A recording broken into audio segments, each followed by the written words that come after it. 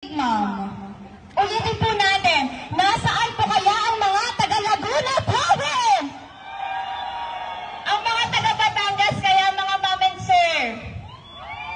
Mahina pa rin. Ako mukhang hindi nag-birth pa sila ma'am and sir. Totoo po ba? Ay, yung mga taga-Quezon Province. Again, mag-ingay ang mga taga-Quezon Province. Yung mga taga-Cavite Province.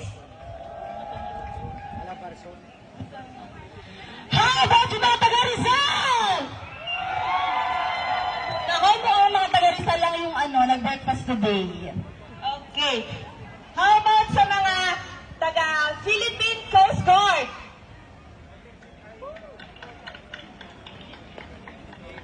Good morning, guys. Isang palakpakan naman dyan from the Philippine National Police PRO 4.